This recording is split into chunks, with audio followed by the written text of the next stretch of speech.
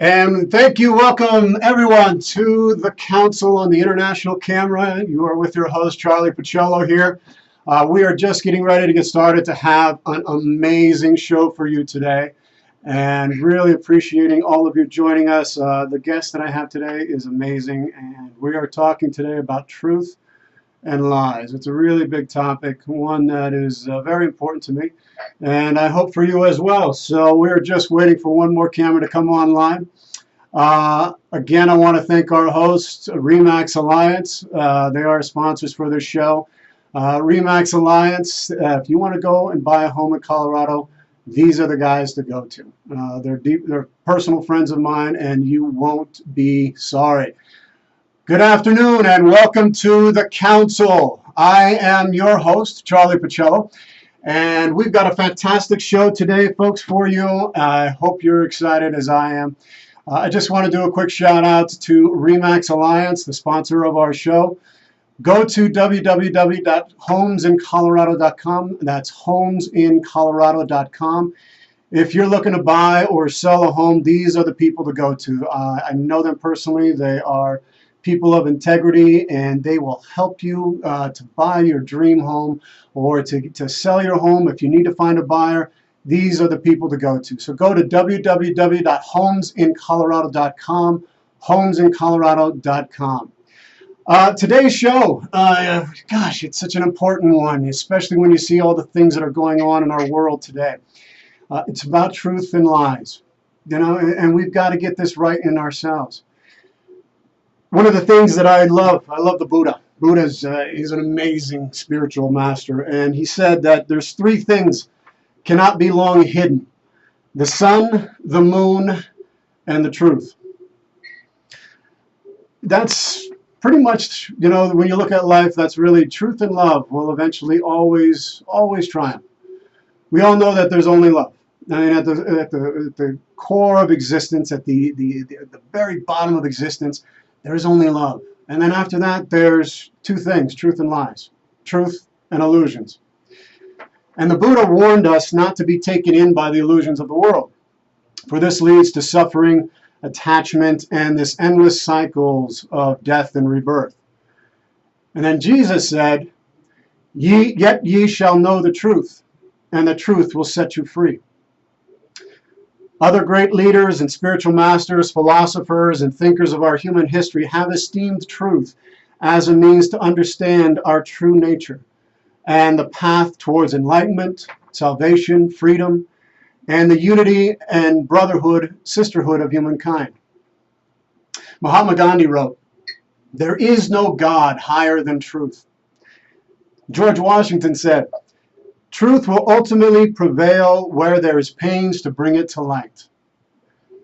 Now, I could go on and on about what others said about the inestimable value of truth, but it means nothing if we don't really value it and understand its nature, and at the same time, why we choose to lie instead.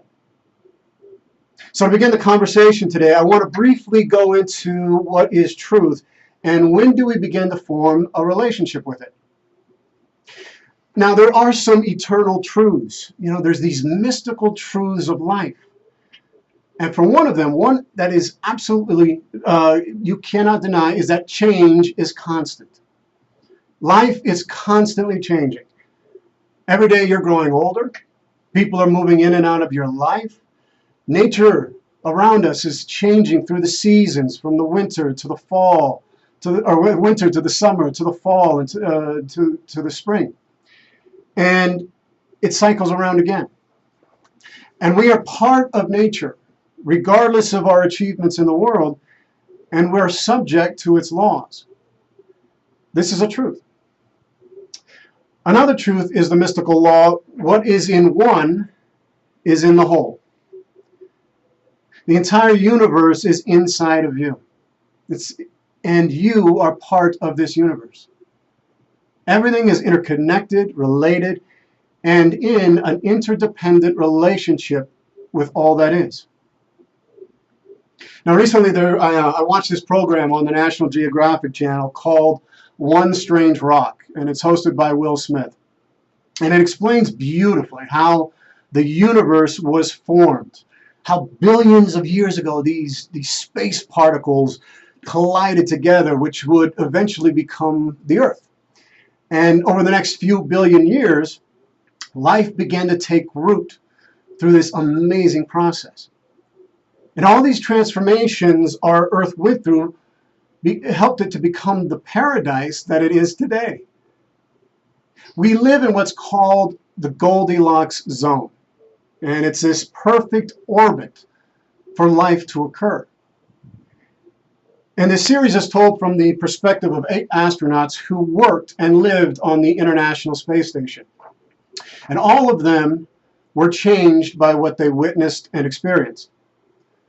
Their truth about our planet and our relationship to it changed because of the higher global perspective they were privileged to see from outer space. They now witnessed the Earth as a living organism. For instance, they watched how these windstorms from North Africa would gather up these sands in the desert, which are actually dead diatoms, which I'll explain here in just a moment. And they sweep across the continent to the east, across the Atlantic Ocean, and deposit the rich sediment in the Amazon jungle of Brazil. 27 million tons of diatom shell dust is transported annually by these easterly transatlantic winds from the Bodel Depression in the bed of Lake Mega Chad in the Sahara. The planet is fertilizing itself. It's amazing. And their perspective, these astronauts' perspective on what it meant to be alive, changed dramatically. And these astronauts witnessed how everything was interconnected, the laws of nature in brilliant display. One magnificent example for you. All these astronauts observed in the oceans these large swaths of light blue expanding and contracting in all of the deep blue oceans of the world. And what they were witnessing was the breeding and the dying off of these microscopic one-celled organisms called diatoms.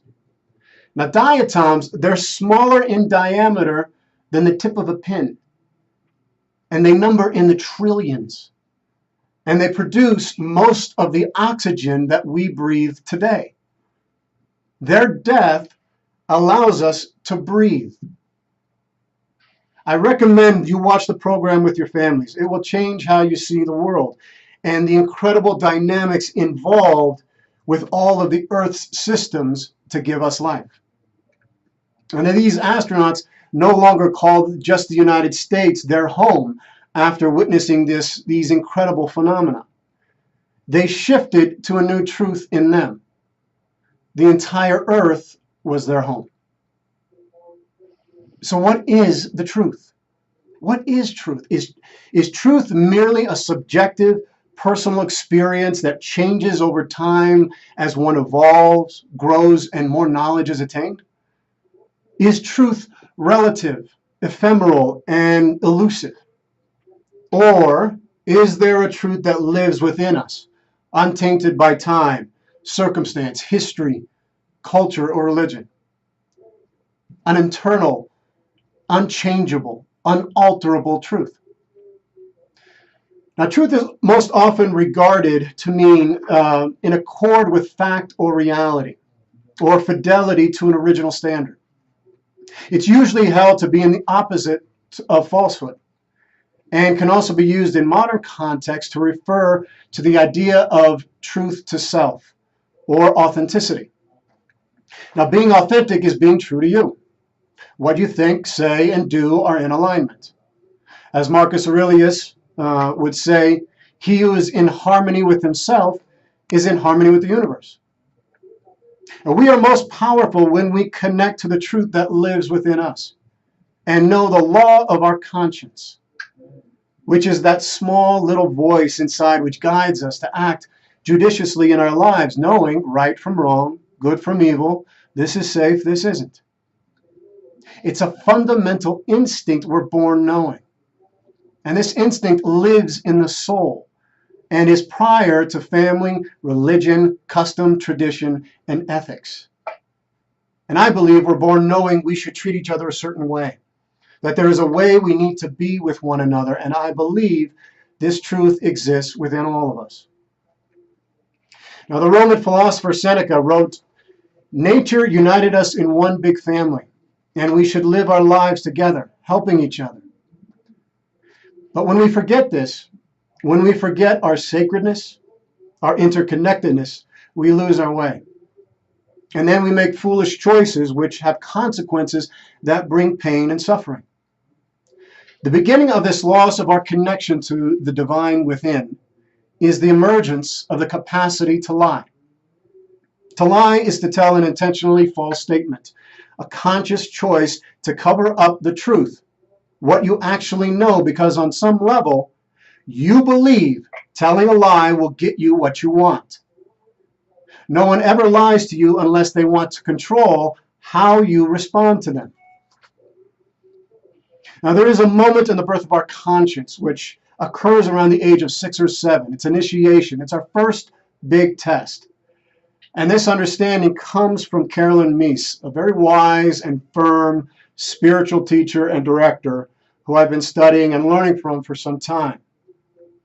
Basically, around this age, 6 or 7, we are given an appetite to do something wrong, to lie, to steal or cheat, and we are conscious of it. We're given in this moment the choice to do it.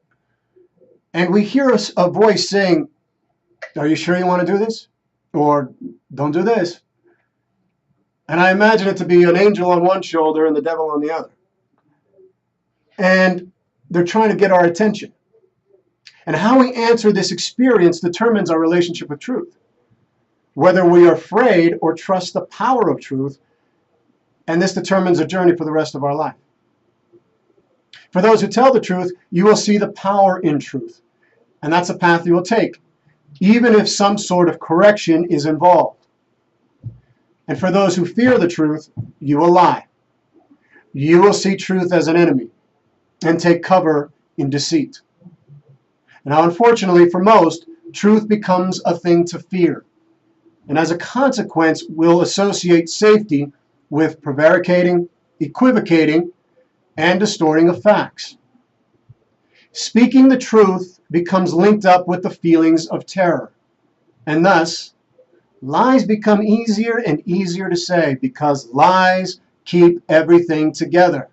One word of truth will change everything. One word. And we all know this to be true. Trauma and drama is usually an indication we need to face the truth. If there's a lot of drama in your life, it's a clear indication that there's deceit. Drama is always about deceit. And you may be the one who's being the deceiver, or the other person may be. We can all be. We've all been guilty of this. But what is happening is we are denying with our words what we know to be true. Our word is our bond.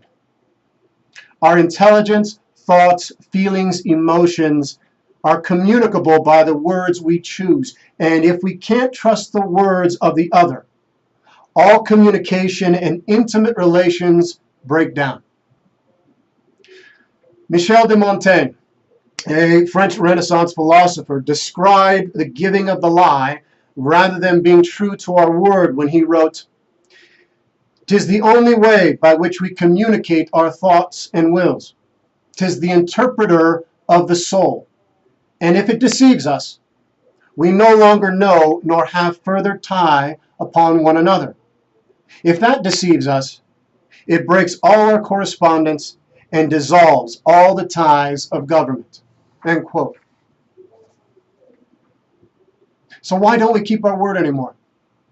Why is it so difficult to speak the truth? I think we have forsaken the integrity, majesty, the beauty, and the dignity of our souls for the easier route. We become so accustomed to the ease and frequency of the distortion of the truth that we can't get out of the darkness of making bad choices. We don't trust doing good things. we really don't trust the light. We don't trust goodness, grace, and doing the right thing because it's the right thing to do. And we all have some partnership with darkness, all of us. Some more, some less. And we are given constantly the opportunity to tell the truth. But when we are given it, we choose to continue the lies. We can't stop. On some level, we understand if I manipulate, if I make a dark choice, my partnership with darkness, whether we call it evil, the shadow, darkness, negativity, it doesn't matter. This will work for me. I only want the light when I want it. Telling intentionally fraudulent lies is a relationship with the darkness. Make no mistake. So what do? All you can do is control yourself. That's it. You've got to get this right in you. You've got to get it right in you. And you have to get your inner act together. First and foremost is the word you keep to yourself. And you do this by being truthful and committing to yourself that I'm not going to lie anymore. I'm not going to betray myself or anyone anymore. This builds your self-esteem and self-respect, which is everything in a world plagued by lies, illusions, and deception. You can't hold anyone accountable for their word if you can't keep it for yourself. And secondly, you must care for your soul more than you care about anything else. As Socrates emphasized in his teachings, the soul is that in us which seeks and knows what is true, good, and beautiful. It is improved by doing good and harmed by doing evil. And we must never harm another for the harm done to us. All of the spiritual masters, all of them, from all the traditions, speak of this idea to turn the other cheek. And as Leo Tolstoy writes so beautifully, seek the truth. It always shows us what we should do, what we should not do, and what we should stop doing. So today on the council, we're going to continue to expand on this idea. I have an incredibly, very special guest, a very dear friend of mine, who is going to help us to understand more deeply the nature of truth, what happens to our bodies when we lie, and what the consequences of our choices lead to in the quality of our lives and our relationships. Dr. Sarah Larsen is a medical intuitive, public speaker, and host of the Miracle Makers on UBN Radio TV. Dr. Sarah, thank you for joining us on the show. You're so welcome, Charlie. I loved hearing your conversation so far, and what wisdom you bring in it's so incredible. So I'm so honored to be here and to meet all of the people that are on the council on the other end of the screen and on the other end of the mic. What a noble pursuit we all are on. What a noble pursuit you are on to be listening to this show, participating. Oh, well, thank you, Dr. Sarah. I mean, that's, I find that the counsel, to give counsel is to give grace. And that's it's an opportunity to really bring the experiences that we have of all the guests that have joined on the council, and to bring wisdom to this world. So thank you. Can you share just a little bit about your background, Dr. Sarah, for the audience here that's listening for the first time? I love truth, and I love being here with you. I'm trained as a medical doctor, and I practice as a medical intuitive. And what that means is that it's like a body psychic, someone who reads energy and understands what's happening with the body better than most people can answer for themselves or communicate. Your body cannot tell a lie. And as a medical doctor and as a practicing mystic and as someone who works deeply in the world of miracles, over and over again, I see the connection between truth, showing up with our soul's purpose intact, and us is taking the steps for that truth, that special miracle frequency, the soul technology that's placed in each one of us. When we're free and when we share from that space, we create a harmonious, synchronistic world. And so I'm so passionate about that. Medical intuitive, medical doctor, constantly learning. I also work in non-government organizations to help with medicine still around the world. We just got back from Puerto Rico and doing a mission trip out there. Much of our brothers and sisters in Puerto Rico still don't have water after Hurricane Maria, Hurricane Ike. They're still suffering. And so, again, non-government organizations going out and helping be able to provide medicine and even beyond that, hope.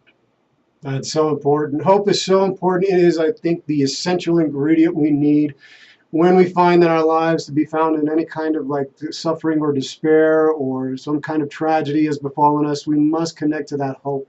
And a lot of times, people reaching out, being in service to others, is how we are able to ignite that hope in others. And if they feel abandoned or deserted or any kind of loss of being connected to the outside world, doing that kind of work with the people in Puerto Rico is absolutely incredible, Dr. Sarah. Thank you for doing it. Oh, you're so welcome. I love sharing our own personal stories too. And there was a time that I was very, very lost. And I know there was a time, Charlie, that you were very, very lost as well. And it was the, the counsel, so to speak, in books, the wise counsel that kept me from really becoming suicidal, um, in the shadowed, darkest version of myself. And I know much of the work being in that space of, and I love that you shared Will Smith's, how the earth, this Goldilocks space, that the rock that we're on, whatever happens to our earth happens to all of us. We have very little free will when we take a look at earth. It's the sun. We're going to rotate in vortex wherever the sun is. The sun in the Milky Way. But when we go deeply inside ourselves, deeply inside each individual, the more I go inside and understand me, the more free will I have, and the more I understand and can get those that I work with, thousands and thousands of people now, understand the mind, body, spirit connection. You cannot tell a lie and not have it register in your body. I heard you mention Carolyn Mace. One of her favorite quotes, one of my favorite quotes from her is, "A liar never heals." So true. So true. Your body knows. And so it's really, this is the crux of where we are in humanity. Everything that we're looking outside, but in this great soup of politics, the great things that are happening in the environment, everything that's happening socially, well, it's the result of the great lies that we've allowed to be perpetuated over and over again. It really takes two people to tell a lie. Not only the person speaking it, but the person that's receiving it. And so I'm so excited to dive further into this conversation. The big key thing here being the only person we can change is ourselves. That's the only place we have free will.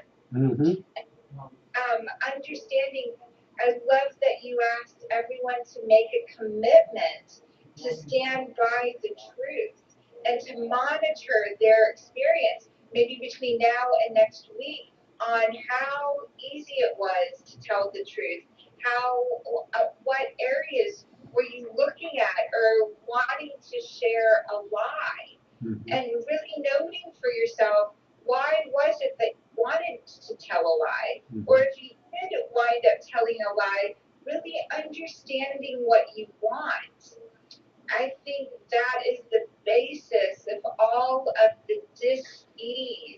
in our world is most people have not really authentically sat down and become familiar with what it is that they want.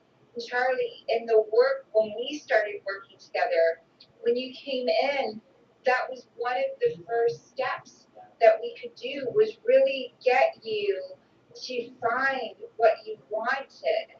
And when you found what you wanted, you took steps to create that, and now you're on the road. You met with the Pope. I did. Yeah. I don't know how that happened, Dr. Sarah, but I did. And you went in and helped rewrite the mission statement of the churches in Lebanon. Yeah. You speak and grounded so much in truth. And the person that I began working with years ago that stepped into my office, and the person that's here now doing this extraordinary work with councils, with the greatest in our world to date, wisdom, sages.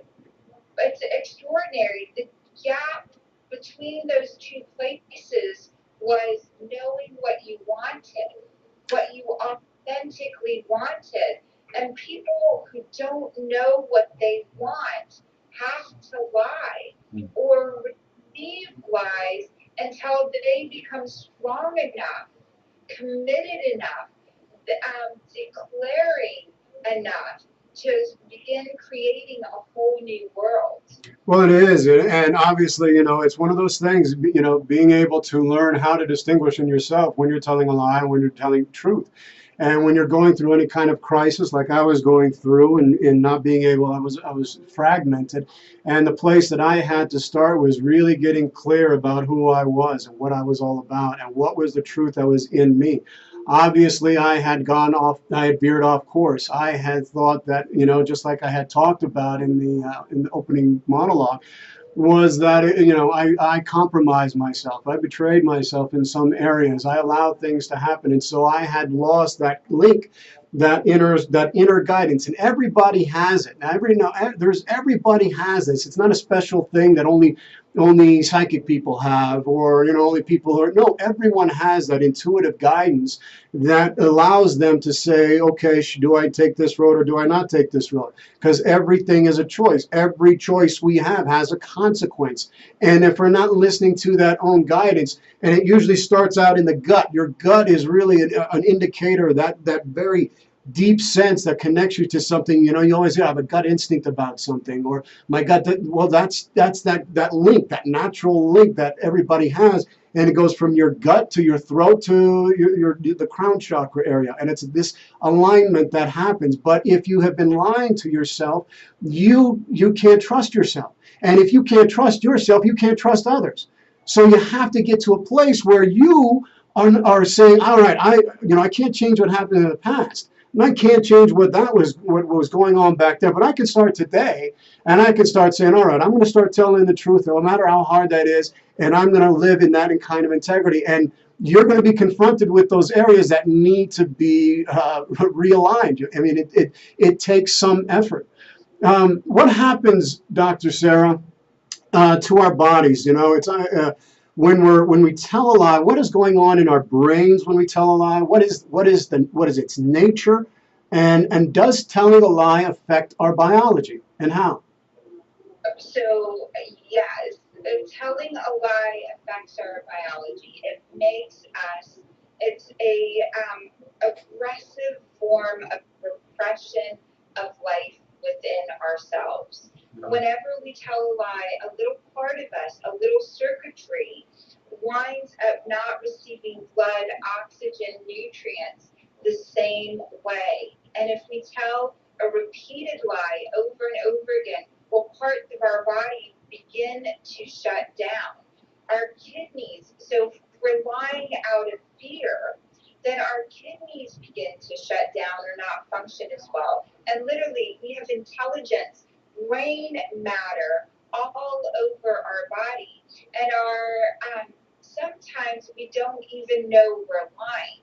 But when people come into the office and I first start working with them, if there is depression, they don't know that they're lying because their left brain and right brain is not communicating.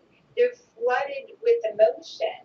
Sleep deprivation is a side effect of, someone who sleeps well at night has a clear conscience. There's something so absolute certain with that clear conscience, that ability to sleep, the ability to reintegrate with your mind and process and bring parts of your brain, the neocortex, um, regions of our brain become available, the more compassionate, the more loving, the more truth-telling we are. Dr. Paul McLean, about 50 years ago, a Yale doctor, began studying the brain. And those that tell the truth, are compassionate, meditate, are able to communicate. And he invented lobes of the brain called angel lobes. The reason that it's called, they're not available to everyone, just those that really step into. And that's why quite often you'll hear stories about sages and wise people that communicate with angels. They've practiced compassion. They've gotten into a place where they know when they're telling the truth, when they're lying, and making sure they tell deeper and deeper layers of truth. Those regions of the brain become available and show you more of the environment that's around you. And so there's parts of your body that become available when you're telling the truth that are not available when you're not. And depending on the core intention of the lie.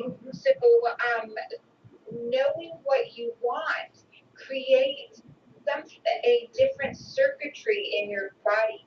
If you're lying to manipulate or to rob someone or to take something that's not rightfully yours, well, your skin breaks out. You get because you don't have great boundaries around yourself. And we know now in science, quantum physics, Heart Math Institute, all of these great researchers, the data shows that we're interconnected. And if you lie repeatedly over and over again, what you will see is evidence of that on your skin. If you are angry, your liver is affected, and literally the pH in your body changes with even a white lie. Wow, that's incredible. So, oh my gosh. To extend your own personal life, those that can tell the truth sleep better, have better skin, and our eyes, especially, our eyes cannot lie. It's a great place to really understand and where you might be being lied to, and to really understand fully that lying is by mutual consent. That's so incredible that I had no idea that it affected our biology so much, and it could actually really change it's almost like it's changing the way the brain functions. And if you continue to perpetuate that, and it's, there's when we are and taking that companion that it takes two of us to lie, that you have to accept that lie. And what I was in my monologue earlier, we break down those bonds of communication if we do that. Our word is our bond. We are innately want to be able to trust what people are saying to us is the truth. And when we're deceived like that and we allow that to happen, we lose our ability to be able to. It's like our barometer gets off. We don't even know where we're going. We're going somewhere, but it's not in alignment, and you can't tell it. So you're like, and so it really begins with us, and to we have to learn and understand that when people are lying to us, they're trying to change the way we respond to them. They're trying to change how we respond to them. And so, what are some behaviors that people can notice in others when they're being lied to? And also, what can we look at in ourselves to say, oh, wait a minute, I'm being the one who's lying here? What are some things that Yeah. people can notice in themselves that they can pinpoint right away? And it's really really incredible. The eyes never lie. And looking at and learning, a person, a liar will. This is according to Pamela Myers, and she wrote a book called Lie Spotting, and she lists out some really great traits. She says you're going to use distancing languaging. If someone is using distancing languaging with you, so, for example, Bill Clinton, I did not have sex with that woman. And he even might have said sexual relations. He distanced himself from the act. He also distanced himself from that woman. Language is a telltale sign. If someone is distancing themselves from what they're being questioned about, eyes, the corners of the eyes or the mouth, all of them tell the truth versus telling a lie. And you can start looking at pictures of people, the way that their eyes are, the way that they smile.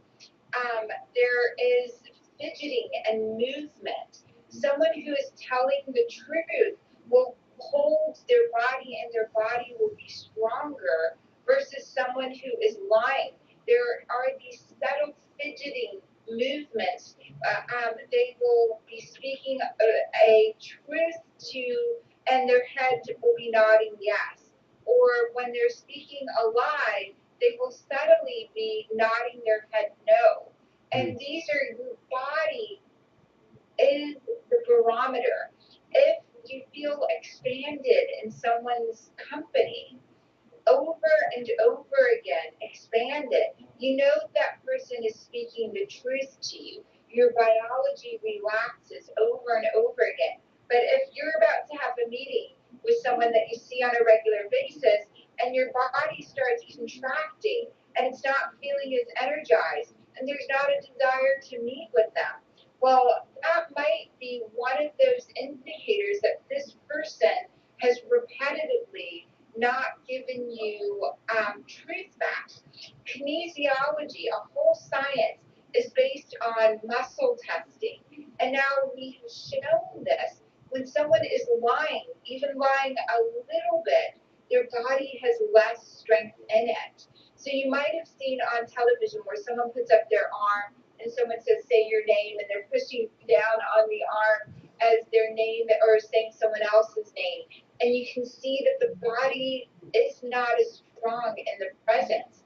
So if you want to know if another person is lying to you, you can use your breath as a barometer. Mm. And your breath, so you think of that person. If it's a partner or if it's someone distant that you're thinking about doing business with, and you take a few cleansing breaths yourself beforehand. You get yourself really, really still. And there is that song, Be Still and Know. You get still, then you ask yourself the question, is this person telling me the truth in this area? And if your lungs expand, it means yes. If your lungs contract, if you wind up holding your breath, there is something, even the subtlest bit. And the more you use your breath and your body or muscle testing, the better you'll get at it. Mm. And the biggest lie is to ourselves. Most we are lying to ourselves about what we're capable of, how amazing we truly, truly are. We will most often remember a past embarrassing moment, and we will carry that with us into many, many rooms until someone around you really acknowledges you're really great, you're really wonderful. And then because you've made it a practice to carry around a lie about yourself. Your parents might have said it, a beloved friend or a past relationship might have said it, and you subconsciously, unconsciously, might not even know that you're carrying the weight of that into every room. And so, really getting around people, make it a practice to tell the truth and to really bring out the lightest, the kindest parts of you. Again, all of life is this what we consent to how another shows up in our environment. If someone really forcing an energy of negativity into the environment that you're in over and over again, you feel heavy in their space, in your body, you don't want to meet them. It's because they may not be telling you the truth about yourself. You might be believing the lie that they're sharing with you over and over again. The other part is your body is your biggest tool. Your gut instinct. Usually, if you are on the path of trusting yourself and building that, you will be able to spot lie spots instantly. Well, you know, it is. It's a thing. You know, like just and that's brilliant. When you were talking about the lungs and feeling the expansion as you're breathing and allowing that and sensing if you're contracting when you're coming into the presence of someone. I think that's brilliant. Absolutely, I sense that. I recognize that when I'm in my own situation, my own life, when I feel that sense of, oh my gosh, I feel like I'm expanding in this room, and then all of a sudden, if I'm contracting in the presence of someone, that is so important. And I also think that it's really important too that you can know when you're telling. Just try it out for yourselves, folks. When you're telling, just say a truth that you know and feel what it's like in your body, what it's like, something you know is true, and then say a lie, and you can feel this, like, boom, it just shoots right down, it grips you, it throws your whole system off. You could feel like this gravity or this weight come on top of you, and you can sense it. And then there's this fear that comes up where you've got to, like, I've got to keep this lie up, and so, like, your eyes start to bulge out. And this was my training as an actor. We had to learn, we had to diagnose, we had to get into and understand why people did what they did. And we had to look at the behavior of a liar to play that truthfully in a scene, in a performance, because otherwise people would know that we were lying on stage. So you'd have to know the behavior of a liar in order to be a liar when you were performing. So really look at yourself, understand why you do what you do, feel it, test it out in yourself so that you know when you're lying and when you're telling the truth. And you start using and trusting that barometer in you. Real quickly, we have to make a station announcement. You are listening to this incredible show with Dr. Sarah Larsen on KUHSdenver.com. That's KUHSdenver.com. We are broadcasting all over Colorado, the nation, and the world. People are tuning in from us from almost every continent. It's truly a blessing to be here, this show wouldn't be possible without you.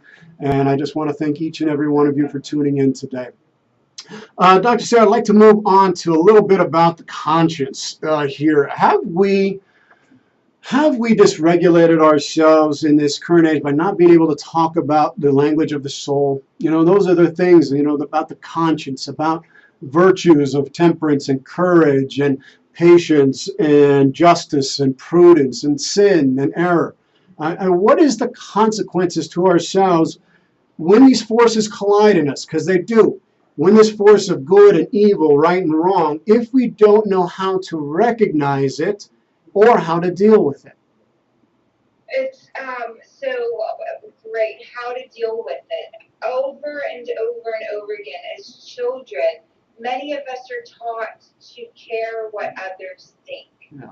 And many of us have put the censor or the way that we examine our life based on external factors. And it's so beautiful.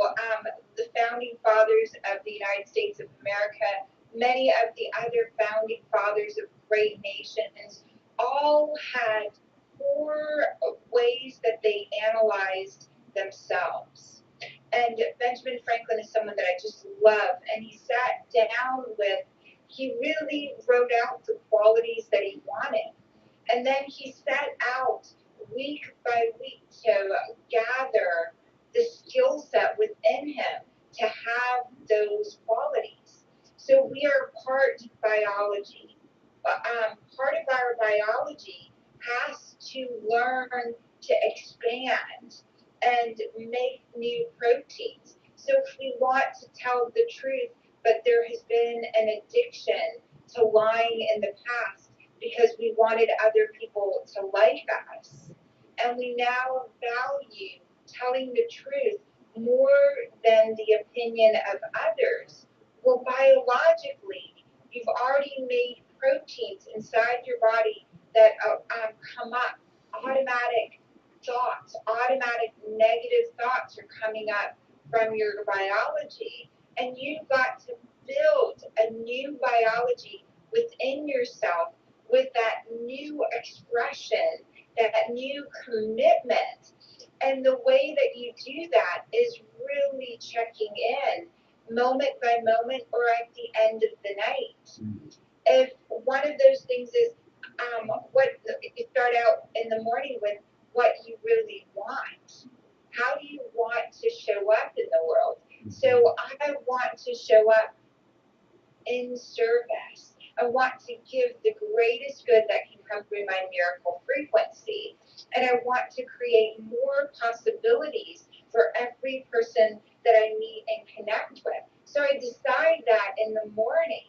And so as I'm coming down the stairs and I'm making my, doing my morning ritual, but I'm tuning in and getting more and more specific, and everything around me will become a challenge to me stepping into possibility.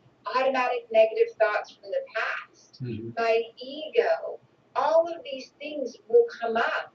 And so I've got this declaration that I'm going to focus on what I'm becoming and not who I was yesterday.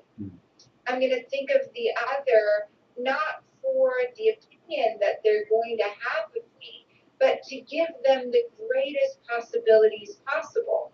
So if someone comes down and says, if my daughter, she's 13, she's beautiful, just and she comes down and says, "Mommy, does this make me look better?" And now here is this possibility of connecting with her, but and I love my daughter, want her to have the best self-esteem possible. And now she's posed this question, and I'm like, okay, I really want her. And so I would say, baby, you look great in whatever you would wear.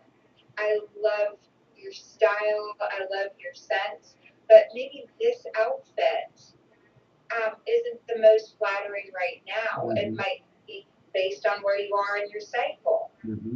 I've given her the best possibilities possible, and I'm not worried about her stomping her feet, going, "Mom, this is my favorite outfit."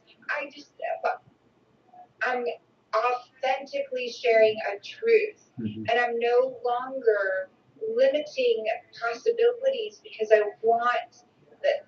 I declared it. If intention in the morning was to stay connected with everyone, regardless of what I had to say. So if I wanted to stay connected with my daughter, and I was told the little white lie, "Baby, you look great," then that would have been the path based on who I declared myself to be that day. And I think that is such an important thing. I even do something very similar where I look at myself in the mirror and I say, today you're going to be integrous. So everything you do today, I want you to be in integrity. And I want you to say the truth. And so it's a declaration that I make to myself to say that this is the way I want to live. This is how I'm going to be.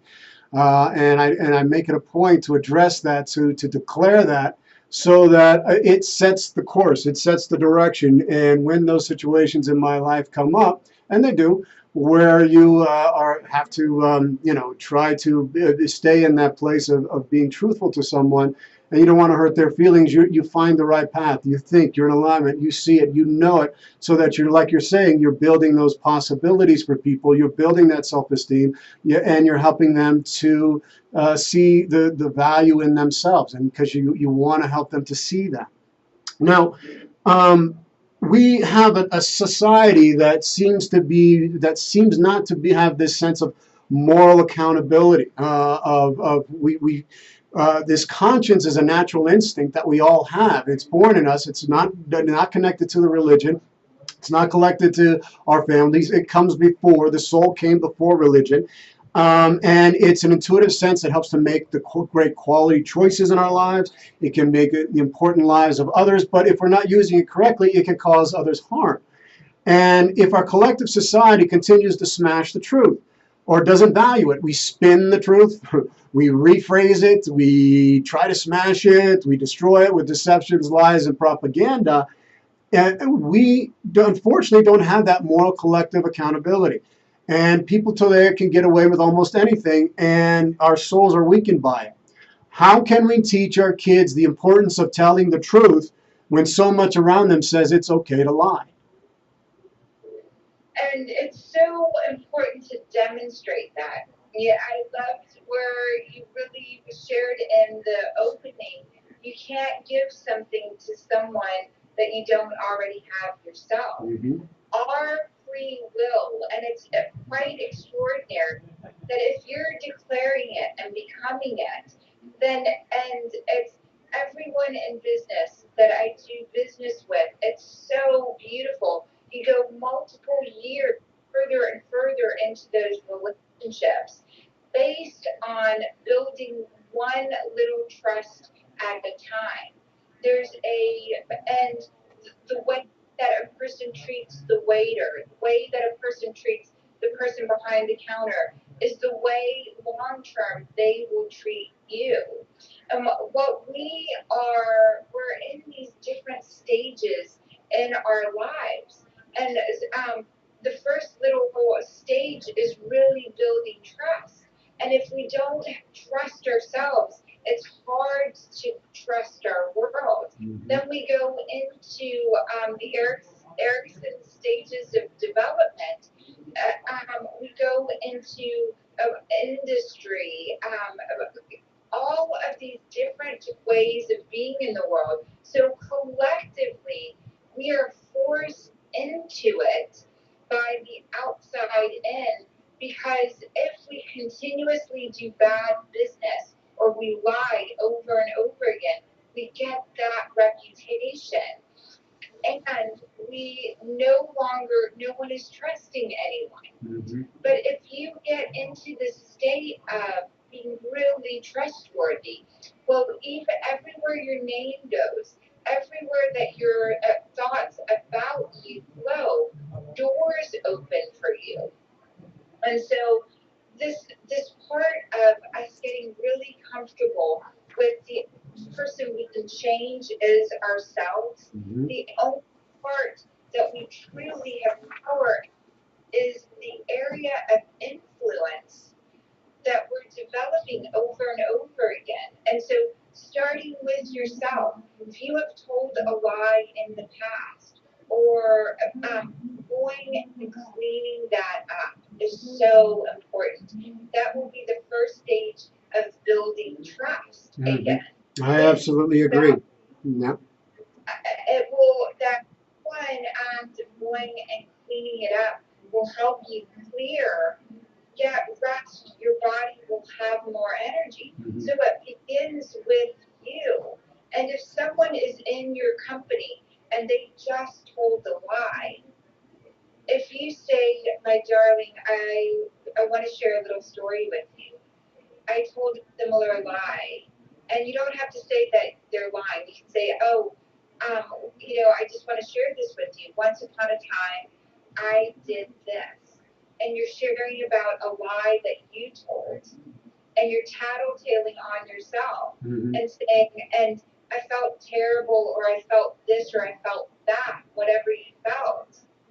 And then say, I'd really love for you to share that story again and make it really comfortable and easy for you to know that you're forgiven before you do anything. I'm going to love you no matter what, or I'm going to look for ways to help you no matter what. So someone tells you a lie, you don't say you're lying.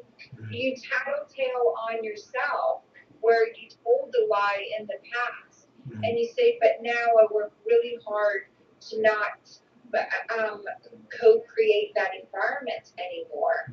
And I will respect you and appreciate you and help you no matter what. But I want to give you the opportunity to reshare what you just shared there. And then, and if they don't clean it up, if you know it to be a lie, the way that you're going to help them is to not make it so easy to connect with you, possibly, or you're going to work on giving them less of your own time and your own commitment in the future. Well, it does, and that's being able to share your own experiences in that way, so that you can help them to understand that we all do this, and that gives them that course correction without having to punish them in any way, and it enables people to be able to look into themselves and to ask them, what kind of a person do I want to be? How do I want to be in this world? And when I was a young kid, Dr. Sarah, telling a lie was a big deal, and it was something that you had to address. It was something that it was not acceptable. And so, what's also interesting too is that we lies can also be used and sometimes for a benefit. You look at some of the things during the concentration. These are one of the paradoxes of life. You have the concentration camps of World War II, and there have those people that were going to possibly to their deaths lied about their age in order to prevent themselves from going into the furnaces. There was a woman that went to a conference. She was in the concentration camps, and her last name was Rose. Unfortunately, I can't remember what her first name is right now.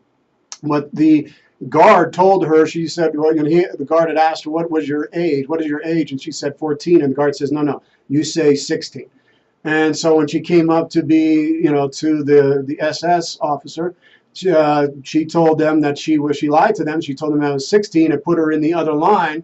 And she ended up watching her mom and her sister go into her younger sister going into the furnace camps, but it saved her life. So sometimes lies can be used for a good, which is interesting. Sometimes women and men in abusive relationships or emotionally abusive will lie to avoid trouble or getting beaten. So I guess, we've only got a few more minutes. I'm trying to squeeze in a couple more questions, Dr. Sarah. How is it that we can draw a line between these lies that save lives and the ones that we find that are so detestable? It's no order of, I forget who said this, but to be well adjusted to a sick society. There's no order of success or no order of, and when we're in a sick society, the ability to know that God, source, that guard was put there in order to educate her, and she probably received his permission to tell that lie.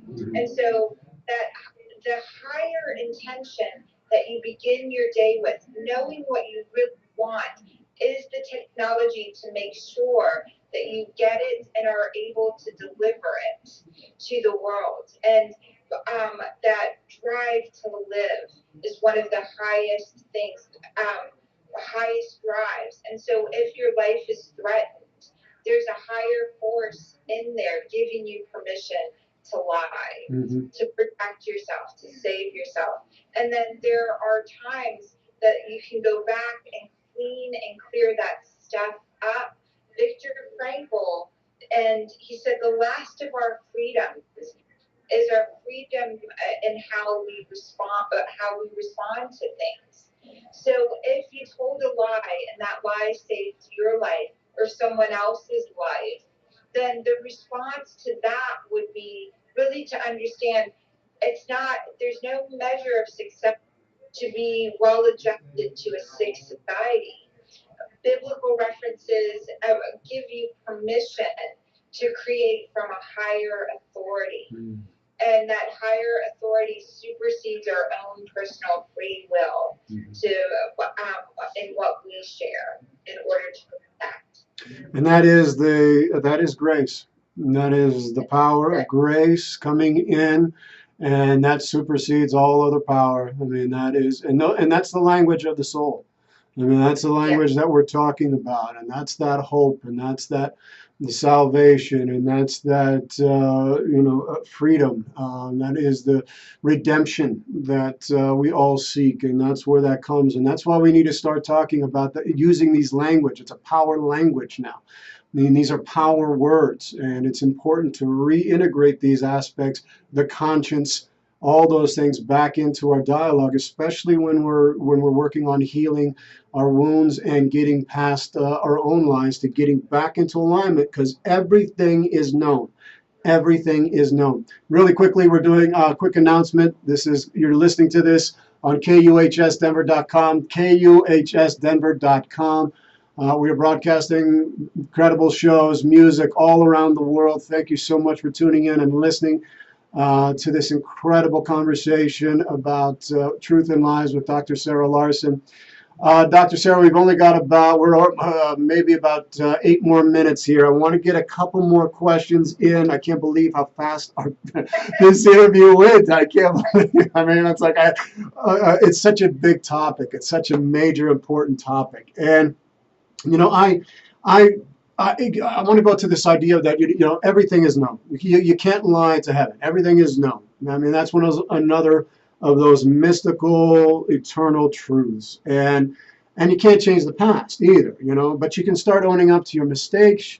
You can take those transgressions. You can atone for them, and that's a major step forward towards recovering our conscience and that connection, the voice of God inside of us. Like what Leo Tolstoy was talking about, the voice of your conscience is the voice of God. And I had been in a situation where I had to come into that, where I had betrayed one of my lovers, and it was very painful. I had to come straight up forward with it, and I admitted it. And it changed me. It changed that moment. I understood what that consequence of what I had done in that choice, what I did to her.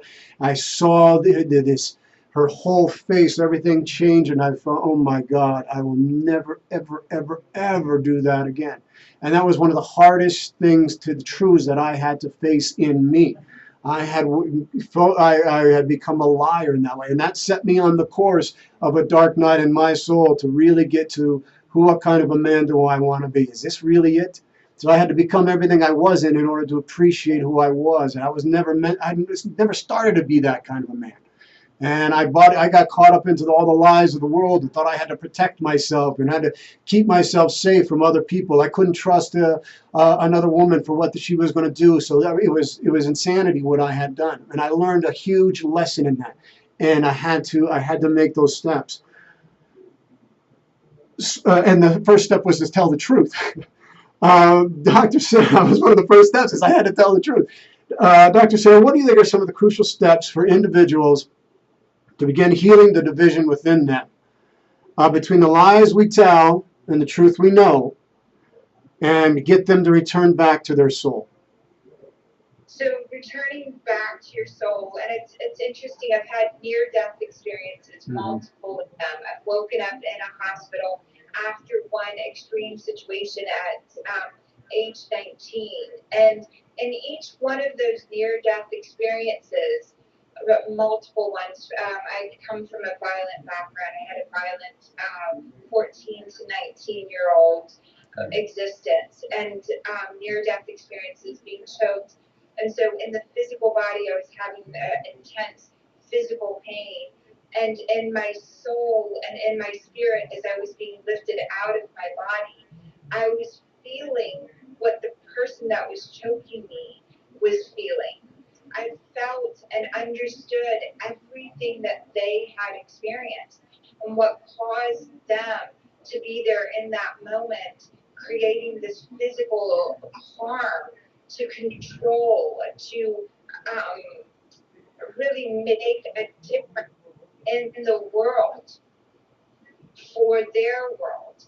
well, where it felt like it was their only choice. I'm going to say that another way. I was leaving the body in my near death experiences, and I was experiencing our one soul. I could see from his perspective exactly why this was happening. And at some point, when we are leaving this body, everything that you ever wanted to know about another human being, you will know. Everything that you've been causing another to feel, you will feel in yourself. And that is what the balancing act, that balance will come in. And so you either got the choice to do it while you're alive and to make a difference in your own life and the life of this other person as you're or when you leave this physical vessel that your soul, that our one soul is in, well, everything will balance out. It will get done. God's will, Spirit's will, oneness's will, all of that good God will be balanced. You will feel everything that you caused another to feel. So if you want to do it now, what you give yourself is the possibility of setting that other person free. Charlie, you set your partner free when you told her the truth. And she, even though she felt it, she was in the physical form, you could feel it. And our God, our source, our universe, the flow is a loving God universe flow. It's going to love us and understand our reasons for everything. But the reason to do it now is because then you get bigger and better ways to express yourself. That free will of yours becomes bigger and brighter in order to give to others. Your ability to share with another will change them. They may not trust you in the future, but what you did is you set both of you free. The truth will set you free. Yes, and if you do it now, slowly, and for their good, for their benefit, not for your own, just so that you feel better, that's a byproduct. But you really authentically go and you share with another, and you share it in a manner that leaves them really fully understanding a deeper connection with true insights within you. Like, and you do it for their benefit. You're not doing it so they will forgive you. You're doing it so you can really give them a gift. Everything that you see around me when I leave the body will still be here. And some people have to give it away for me. Well, why not give it while I'm alive and empty that so God, source, the universe, can come fill that up with something in the current moment, much brighter and many more possibilities for both of us. That's so beautiful. My gosh, Dr. Sarah, that is so beautiful. Thank you for sharing that with this audience. We are out of time, Dr. Sarah.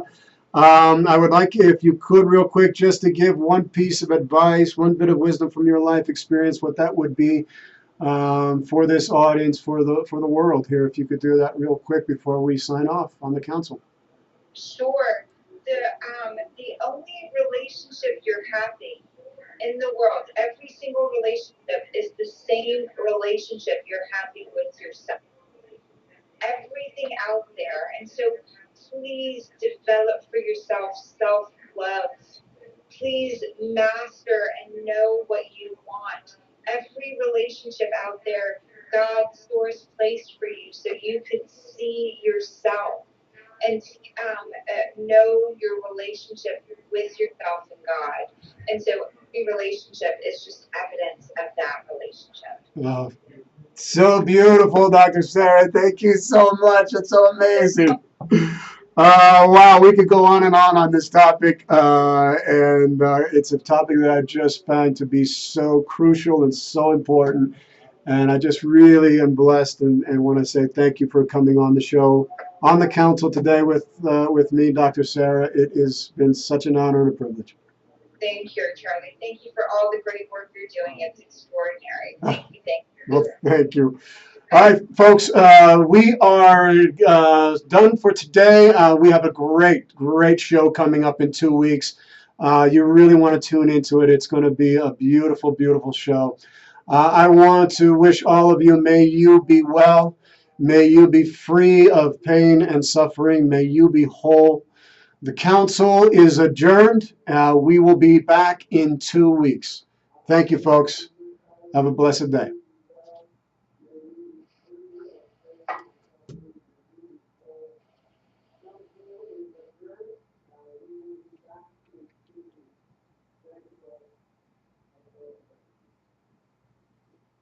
Okay, on the international camera, folks, thank you so much for tuning in.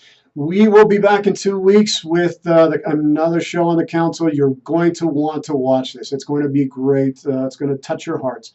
But thank you for tuning in today. And go out and speak the truth in your hearts and love with all your heart as well. Live every moment, every day. God bless, and we'll see you soon.